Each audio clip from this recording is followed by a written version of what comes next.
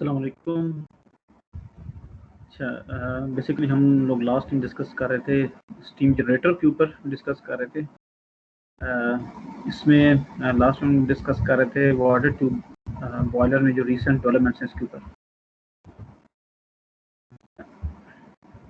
इसमें जो लेटेस्ट हैं बॉयलर उसके ऊपर जाता हूँ।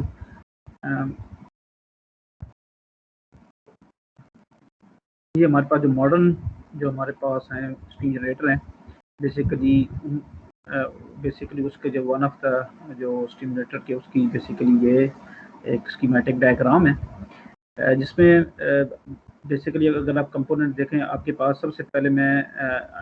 इसमें दो लूप्स हैं स्टीम जनरेटर में। एक आपके पास वाटर आ रहा होता है, फीड वाटर आता है जो कि स्टीम में कन्वर्ट होता है। दूसरी तरफ आपके पास फ्यूल और एयर आती है जो कि कंबशन होने के बाद फिर आगे स्टैक से आउट हो जाती है। अच्छा, पहले वाटर लूप की अगर हम बात करें, सबसे पहले वाटर आता है आपके पास डिफरेंट फीड वाटर हीटर से आने के बाद वो इकोनोमाइज़र में जाता है।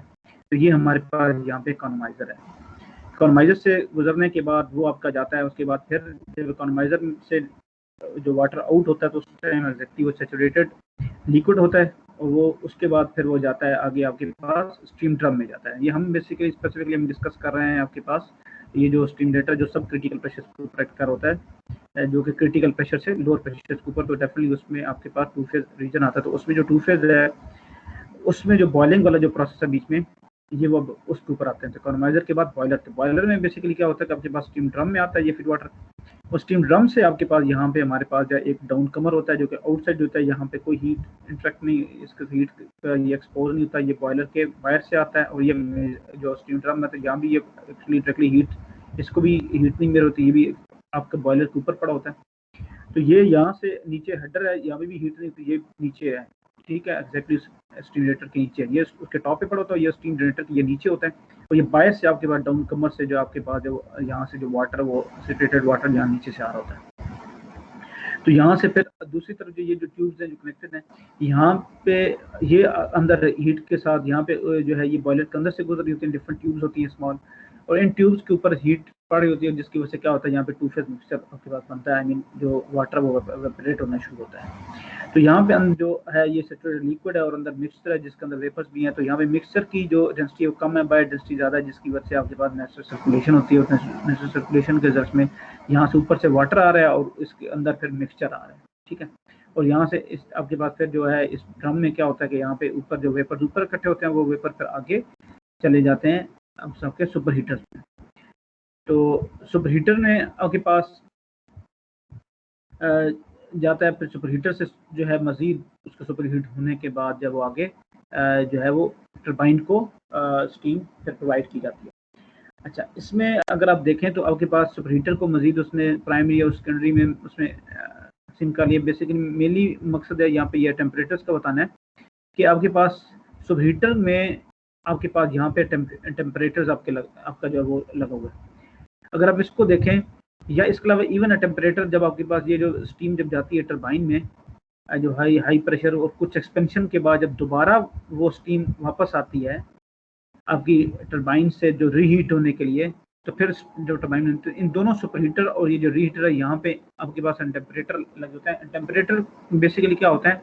कि ये आपके पास हम यहाँ पे वाटर जो फीड वाटर होता है उसको स्प्रे करते हैं इसके ऊपर स्टीम के ऊपर, और स्प्रे करने का मकसद ये होता है कि हम जो उसके टेम्परेचर को कंट्रोल करने के लिए लेस फॉर एग्जाम्पल अगर आगे स्टीम की रिक्वायरमेंट अगर कम हो जाती है, फॉर एग्जाम्पल आगे स्टीम टरबाइन में आपके पास रिक्वायर स्टीम की कम हो गई है, अब पार्शियल स्टीम जा रही है, तो जब डेफिनेटली आपका जो स्टीम का मैस रेट जो है वो कम होगा, तो अगर फ्लू गैस वही सेम बर्न हो रही है,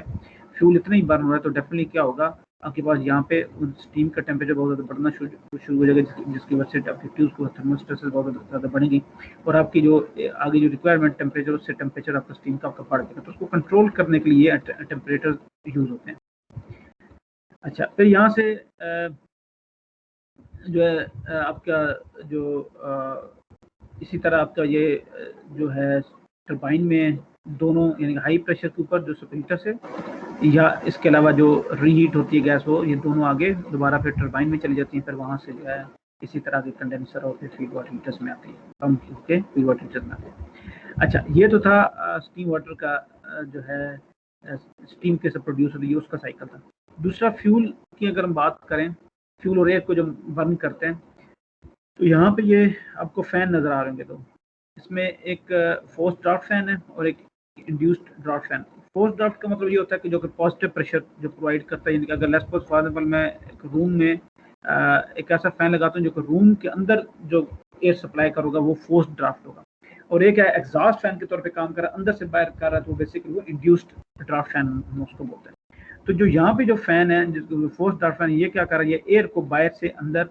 जो है वो, यदि बाहर से ये एयर को ले रहा है और उस एयर को फिर क्या करता है, जो अंदर फ्लू गैसेज है ये एयर उसके मिक्स नहीं होती है, यहाँ पे ये बेसिकली आपका kind of small heat exchanger लगा होता है। तो इसको बेसिकली ये इस हीट एक्सचेंजर में से ये प्रेशराइज करके फिर आगे जहाँ पे ये एयर बर्न होनी होती है ये वहाँ पे सप्लाई करता है। तो ये आपका क्या करता है कि यहाँ पे जो आपकी जो फ्लू गैसेज जो आपकी रीहीटर से भी रीहीटर है, उसके बाद इकोनोमाइजर कन्वर्जर से भी जो गैसेज निकलती हैं तो स्टिल उनका टेम्परेचर हायर होता है। तो इस हायर टेम्परेचर को यूटिलाइज हम कर सकते हैं, उसकी मदद से हम क्या है एयर को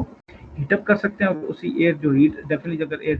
हीटर फॉर्म में आएगी तो आपको लेस फ्यूल बर्न करना पड़ेगा, तो इस तरह हम एनर्जी सेव करते हैं। अच्छा, दूसरी तरफ ये इंड्यूस्ड ड्राफ्ट फैन है, वो क्या कर रहा है, वो यहाँ पे सक्शन कर रहा है आपका जो यहाँ पे ये जो फ्लू गैसेज जो यहाँ पे ये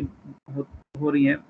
उन फ्लू गैसेज का जो है यहाँ से ये बेसिकली आगे फिर ये चिमनी में जाए, तो ये आपका इंड्यूस्ड ड्राफ्ट फैन लगा जो उसके एंड पे लगा हुआ, जहाँ से वो क्या कर रहा है, उनकी वो सक्शन कर रहा है और फ्लू गैसेज को आगे जो है वो स्टैक में चिमनी में आगे जो वो भेज रहा है।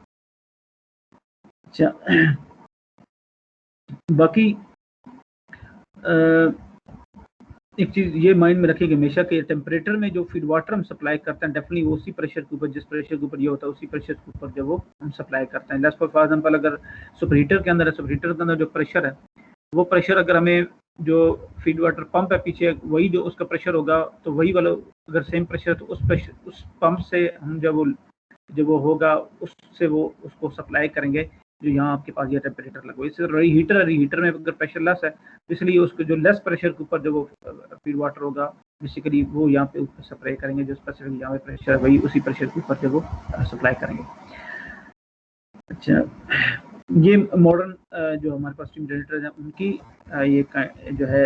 ये बेसिकली उसमें उसका लूप की स्कीम थी जो हमारे पास गैसेस की और स्टीम की है। अच्छा, बॉयलर की वॉल्व्स हैं हमारे पास। वॉल्व्स में डिफरेंट काइंड ऑफ वॉल्व्स हैं जिसमें जो वाटर की ट्यूब्स होती हैं बेसिकली वो वॉल्व के साथ वो डिफरेंट जो है वो उसके मेथड्स हैं किस तरह वो अटैच होती हैं। उसमें 4 मेथड्स हैं। इसमें एक आपके पास बेयर ट्यूब्स हैं, टेंजेंट है सिंपल, वो वॉल के साथ एग्जैक्टली टेंजेंट है, जिस तरह ये ए नीचे ये जो शो किए गए ये बिल्कुल वॉल के साथ टेंजेंट है लगी हुई है। दूसरा ये है मेथड है कि एम्बेड हो रिफ्रैक्ट्री में, ये आपके पास रिफ्रैक्ट्री है उसके अंदर ये एम्बेड हुई है, ठीक है। थर्ड आपके पास है स्टडड ट्यूब्स हैं और इसके बाद इस तरह मेम्ब्रेन डिज़ाइन है। स्टडड ट्यूब्स का के बारे में अगर मैं आपको दिखाऊं तो let me see I can show you studded tubes किस तरह होती हैं।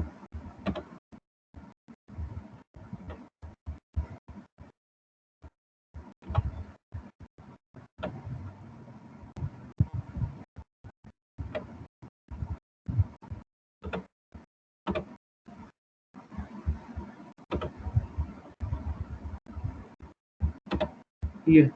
आई होप अभी आपके साथ शेयर हुई होगी। ये बेसिकली ट्यूब्स के ऊपर जिस तरह ये फिन्स अटैच होते हैं ना, इसी तरह आपके पास जो मेटल अटैच होता है ये स्टड्स बोलते हैं, तो ये स्टडेड ट्यूब्स इनको कहते हैं कि ये आपके पास ये स्टड्स आपके पास लगे होते हैं। इससे वही मकसद का होता है कि आप हम एरिया में एनहेंस करते हैं, जिसकी वजह से क्या होता है फ्लू गैसेस इसके ऊपर से गुजर रही हैं और इन बीच में से आपके पास जो वो स्टीम गुजर रही थी। अगर हम इसको दिखाएं ये आपके पास डिफरेंट ये दिखाई हुई हैं, तो और इसके ये डिफरेंट काइंड ऑफ ये अरेंजमेंट है। ये तो ये सिंपल स्टार्स भी हो सकते हैं और आपके पास इसी तरह आपके पास प्लेयर्स भी हो सकते हैं। अस्सलाम वालेकुम सर। वालेकुम सलाम, कैसे हैं आप, ठीक है? सर ये अभी ये क्या हो रहा है ये आप जी मैं इसको अपलोड करूंगा, आप इसको लेक्चर को देख लीजिएगा, ठीक है। कोई कंफ्यूजन हुआ तो हम नेक्स्ट क्लास में हम डिस्कस भी कर लेंगे। एक्चुअली कुछ टॉपिक्स थे मैं चाह रहा था ये कवर करना चाह रहा था। जो भी ज्वाइन कर सकता है मुझे ज्वाइन कर ले, अदरवाइज मैं इसको भी शेयर तो कर दूंगा, ये रिकॉर्डिंग पे तो मैंने लगाया हुआ है। ठीक है सर। ठीक है, ठीक है सर। अच्छा सिर्फ आप ही हैं मेरे ख्याल में? सर मैंने वैसे ही लैपटॉप खोला था तो वहाँ पे नोटिफिकेशन आया था, मोबाइल पे तो नोटिफिकेशन नहीं आता। अच्छा अच्छा अच्छा अच्छा, ठीक है, सही है। अच्छा अच्छा, ये आपके पास शो हो रही है ना, ये जो अभी शो मैं कर रहा हूँ इंटरनेट वाली, ये डायग्राम यहाँ से शो कर रहा हूँ पेज, ठीक है। अच्छा, तो ये जिस तरह हमारे पास सर्कुलर काइंड ऑफ जिस तरह प्लेट्स हैं, तो डिफरेंट काइंड ऑफ ये डिज़ाइन है। इसी तरह ये आपके पास ये स्टड्स लगे होते हैं, जिसकी वजह से, जिससे क्या होता है, मकसद होता है कि आपके जो हीट ट्रांसफर को एनहेंस करना। तो मैं वापस आता हूँ।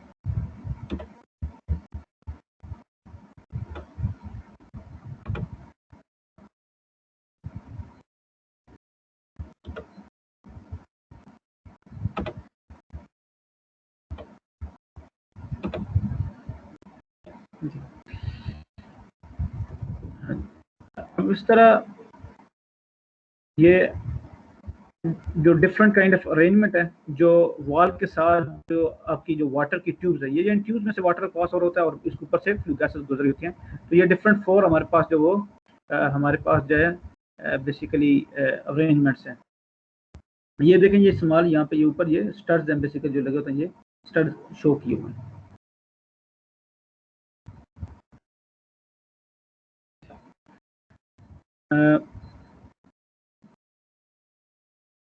ये बॉयलर वॉल्स हो गई, उसके अलावा radiant boilers.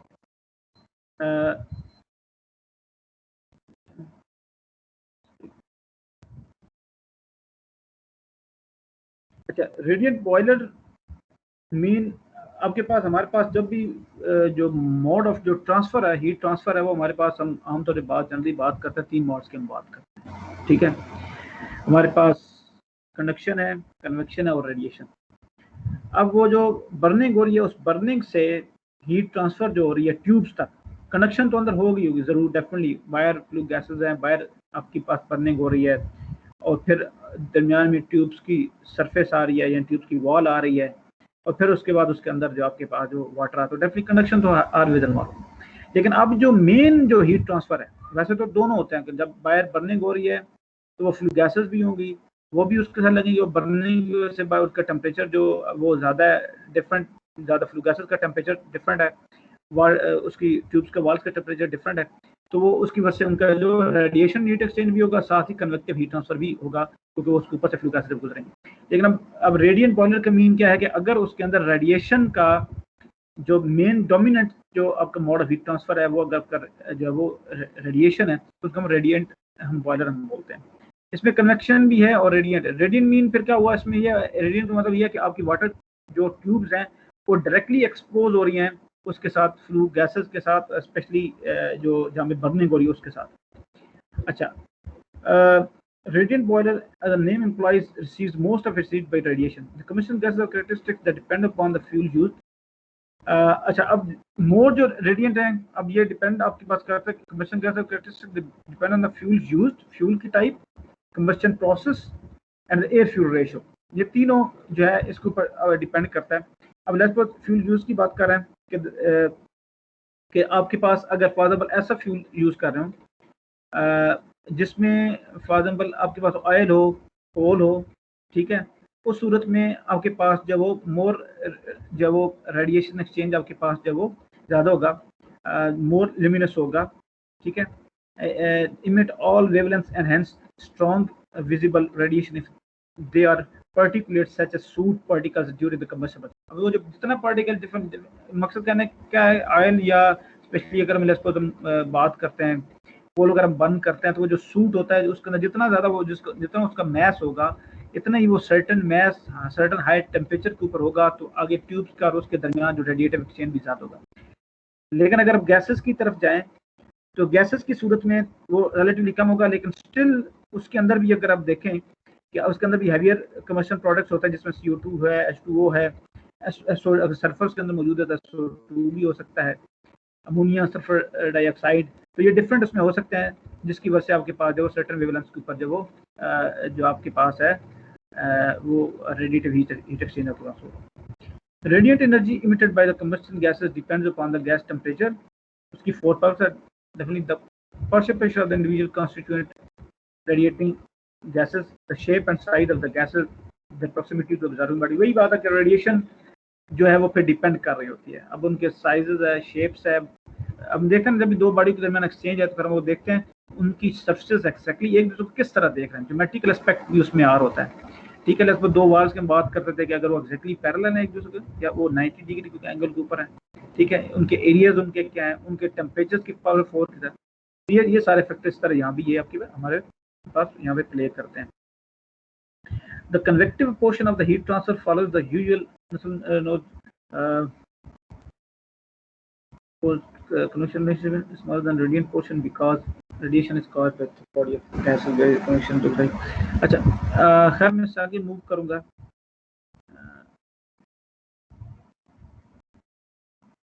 Through the membrane and tube walls and then connected to the two-phase mix inside the tubes। अच्छा, रेडियंट की हम बात करें स्पेसिफिकली तो इसी तरह ये radiant boiler design for electric generating stations to use coal और lignite for pulverized or cyclone furnace applications, oil or natural gas। They are built to supply a wide range of steam pressures of temperature but usually around। अच्छा,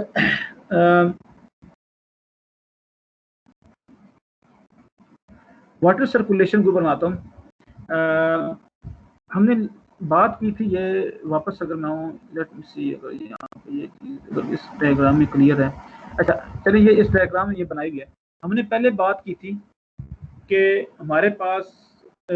जो सब critical जो boilers होते हैं जिनमें हम लोग स्टीम ड्रम हम यूज़ करते हैं, कि आपके पास जो इकोनोमाइजर से जब वाटर आता है स्टीम ड्रम में आता है, तो वहाँ पे हमने बात की थी कि यहाँ पे फिर क्या होता है कि एक डाउन कमर लगा होता है और फिर आपके पास राइजर्स की ट्यूब्स होती हैं, और हीट जो है वो क्या होता है राइजर्स की ट्यूब्स के ऊपर से, यानी राइजर्स के ऊपर से ये हीट एक्सपोज होता है, डाउन कमर बाहर से आ रहा होता है और ये यहाँ पे नीचे हेडर लगा होता है।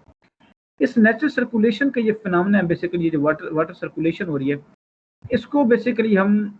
देखना चाह रहे हैं कि ये कितना आपके पास हमारे पास प्रेशर जो है वो डिफरेंस क्रिएट होता है, यानी कि नेचुरल सर्कुलेशन जो है वो कैसी होगी प्रॉपरली, या उसका जो पोटेंशियल कितना है नेचुरल सर्कुलेशन का, ठीक है, वो हम किस तरह हम कैलकुलेट करते हैं। ये तो हमारे पास जो डेल्टा पी है, जो प्रेशर डिफरेंशियल है, तो यहाँ पे ये जो बेसिकली वाटर सर्कुलेशन वो किस बेस पे हुई है, तो इसमें और इसमें जितना प्रेशर डिफरेंशियल होगा, यानी कि इतना हायर और यहाँ पे ये लोअर, जितना ये प्रेशर डिफरेंशियल होगा उसी की बेस के ऊपर बेसिकली ये आपके पास क्या है, हमारे पास जब वो फ्लो होगा। ठीक है, अब ये जो वो डेल्टा पी है जिसकी बेस के ऊपर हमारे पास ये सर्कुलेशन हुई है, वो किस पे डिपेंड कर रहा है, तो ये सिंपली अगर मैं देखूं तो क्या होगा,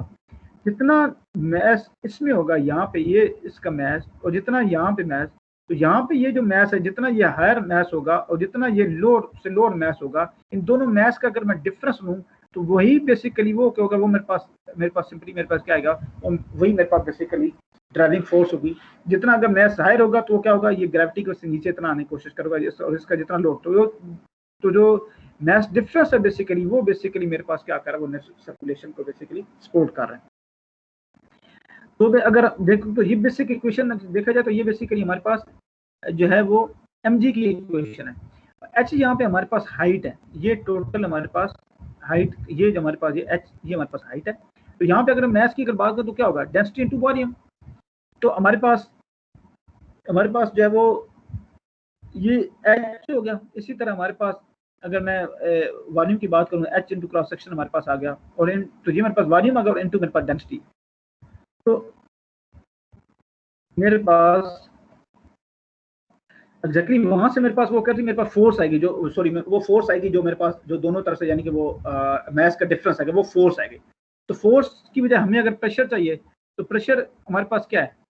फोर्स पर यूनिट एरिया, तो मैं सिंपल उस एरिया से डिवाइड कर देता हूँ। तो बेसिकली क्या हुआ, एरिया से डिवाइड कर देता हूँ तो सिंपल मेरे पास कंपोनेंट क्या रहता है, मेरे पास पर h इंटू ए था और फिर ये डेंसिटी था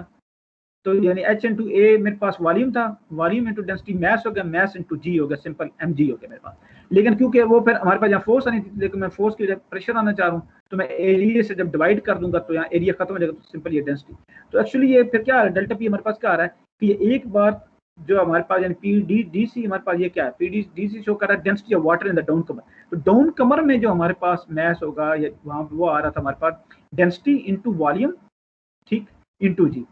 इसी तरह उसमें से माइनस पर करेंगे जो राइजर है, राइजर की ये में डेंसिटी, राइजर के ऊपर बार का शो इसलिए किया गया कि एवरेज डेंसिटी ली गई है, क्योंकि डेंसिटी राइजर में चेंज होती जाती है। राइजर का एग्जैक्टली इनलेट के ऊपर सैचुरेटेड लिक्विड होता है या सैचुरेटेड वाटर होता है, फिर जो ऊपर जाता है तो वो जो है हीट की वजह से वेपरेशन बढ़ती जाती है, तो उसके अंदर बेसिकली क्या है,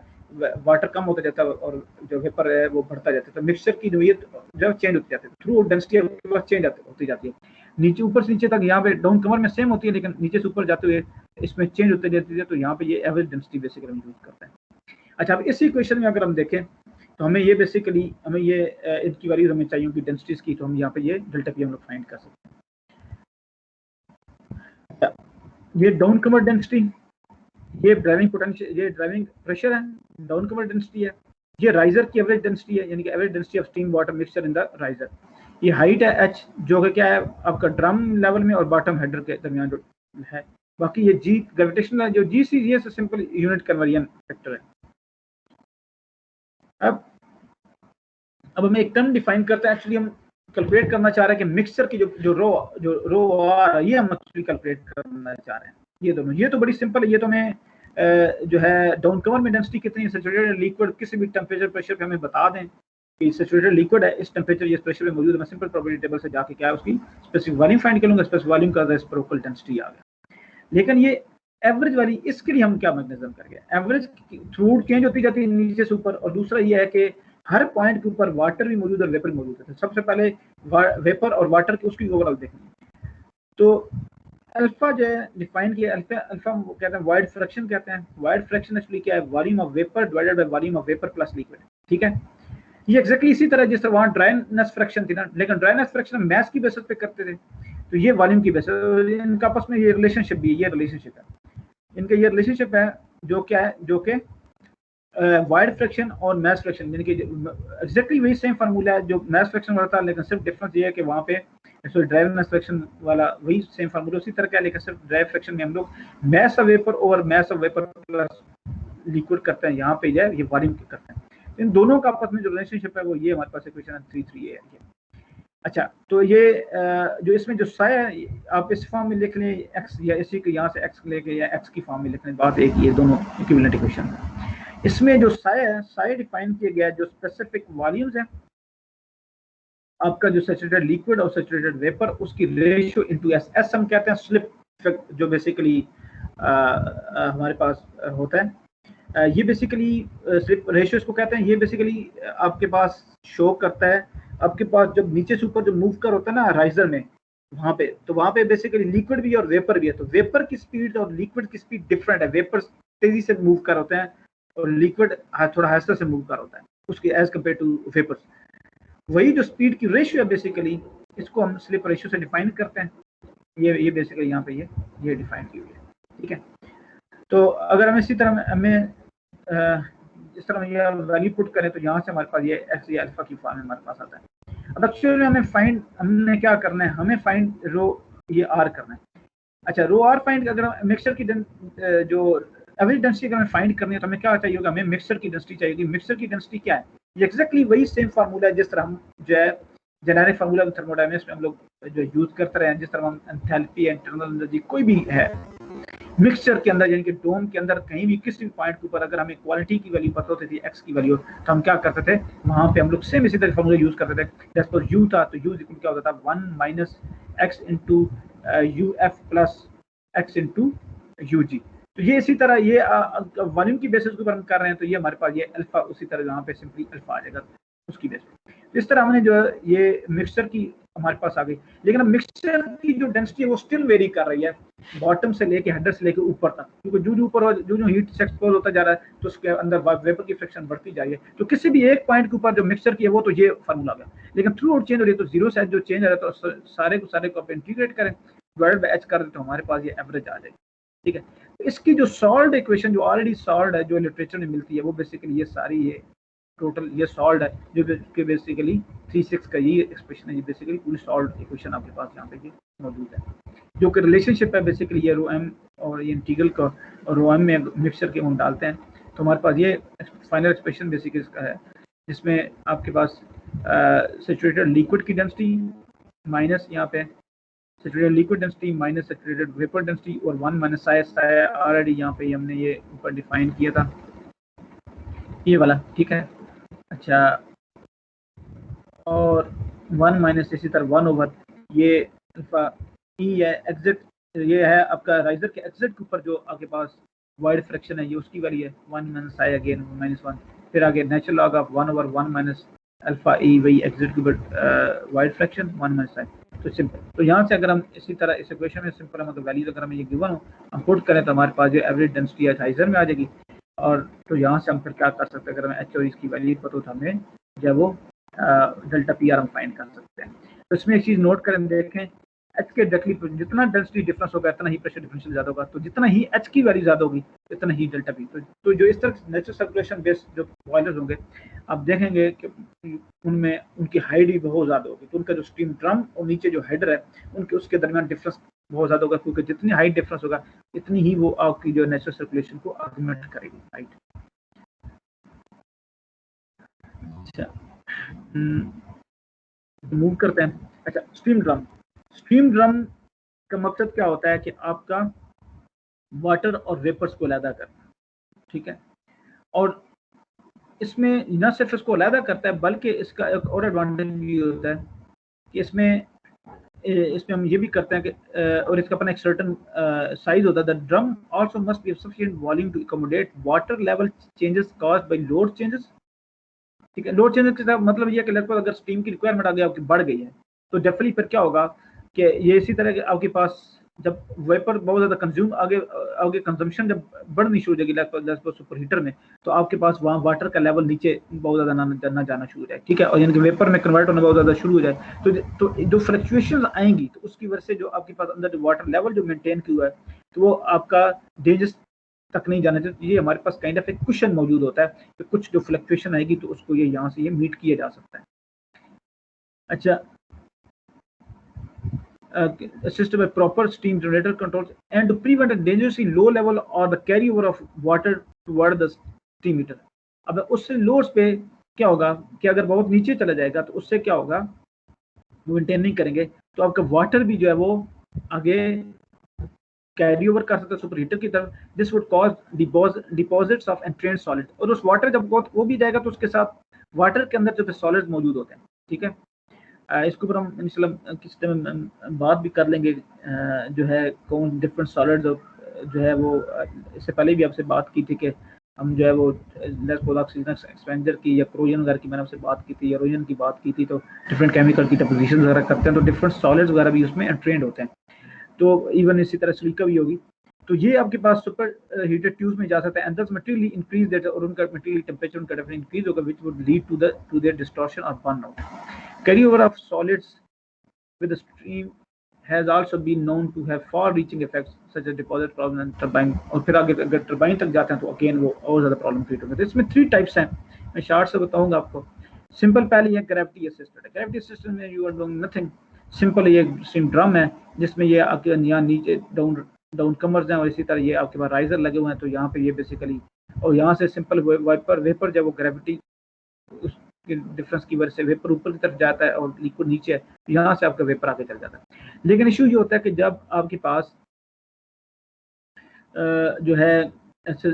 इसमें थोड़ा सा खर्चा ये होता है, स्पेशली अगर फॉर एग्जाम्पल ऐसा सिस्टम हो जिस सिस्टम में आजकल क्योंकि हाई प्रेशर सिस्टम्स हैं, हाई प्रेशर के जो ऊपर प्रेशर के ऊपर जाते हैं तो आप देखो अगर आप डोम में देखें तो डोम में क्या होता जाता है कि अगर जो आप हाई प्रेशर की तरफ जाते जा रहे हैं तो जो आपके पास सैचुरेटेड लिक्विड और सैचुरेटेड वेपर के दरमियान जो डेंसिटी डिफरेंस बहुत कम होता जाता है, तो जिसकी वजह से फिर आपको क्या है कि ये हमारे पास मैकेनिकल जो बेसिकली है स्पेरेशन सिस्टम है, इसमें क्या होता है कि आपके यहाँ बैफल्स लगते हैं। बैफल क्या करते हैं, जो यहाँ पे आपके पास जो वेपर्स आते हैं उन वेपर्स के साथ एंट्रेंड ड्रॉपलेट्स भी हो सकते हैं, क्योंकि वही बात, क्योंकि डेंसिटी डिफरेंस काफ़ी कम है, तो उसकी वजह से फिर क्या होगा, ये क्या करता है, ये इसको ये डिफ्लेक्ट करता है। तो ये काइंड ऑफ डिफ्लेक्शन प्लेट्स हैं, और डिफ्लेक्शन की वजह से जब इसके ऊपर पड़ता है तो उसकी वजह से क्या होता है कि आपके पास जो बड़ा जो मेन जो काफ़ी तक जो कुछ वाटर है वो एंट्रेंड इसमें हो जाता है, जिसकी वजह से वो वाटर इसमें सेपरेट करते हैं। लेकिन स्टिल इसके अंदर कुछ जो स्मॉल जो ड्रॉपलेट्स वाटर के हो सकते हैं। तो यहाँ पे आगे आपके पास काइंड ऑफ स्क्रीन लगी होती है, जिस तरह ये जैसे हम सिंपली ज़बान में हम जाली कहते हैं। तो यहाँ से जब गुजरता है तो वो जो आपके पास जो स्मॉल जो ड्रॉपलेट्स वगैरह होते हैं वो भी यहाँ पे एंट्रेंड होते हैं, तो आगे फिर ये आगे आपका जो वेपर जो है वो फिर आगे स्प्लिटर में चल जाता है। लेकिन अगर हम जाएँ आगे मज़ीद हायर प्रेशर के ऊपर अगर जाएँ और जहाँ बहुत कम प्रेशर डिफरेंस बहुत ज़्यादा हायर प्रेशर होता है और बहुत ज़्यादा कम जो है वो स्पेसिफिक वॉल्यूम में डिफरेंस होता है आपका जो है सैचुरेटेड लिक्विड और वेपर में, तो वहाँ पे ये जो है अगर ये भी असिस्टेड नहीं है तो इवन जो और ज़्यादा रिगरस प्रोसेस है वो ये है कि ये जो जिसे हम बोलते हैं सेंट्रीफ्यूगल जो प्रिंसिपल हम यूज़ करते हैं, तो इसमें क्या करते हैं वो मिक्सचर को जो है वो बेसिकली रोटेट करवाते हैं। तो इस यहाँ पे उस जो दोनों में डिफरेंस की वजह से यहाँ पे ये बेसिकली सेंट्रीफ्यूग के थ्रू असेस थोड़ी यानी सेंट्रीफ्यूगल प्रिंसिपल के थ्रू हम उसको जो स्पेरेशन के फिनोमेना को एनहेंस करते हैं और फिर उसको स्क्रीन के ऊपर से गुजारते हैं, जिससे जो है ये मजीद जो क्रिटिकल पॉइंट के करीब जो बेसिकली प्रेशर के वर्क करते हैं, तो उसमें ये बेसिकली ये यहाँ पे एंट्रेंड इसके सेंट्रीफ्यूगल यूज़ किया जा सकता है।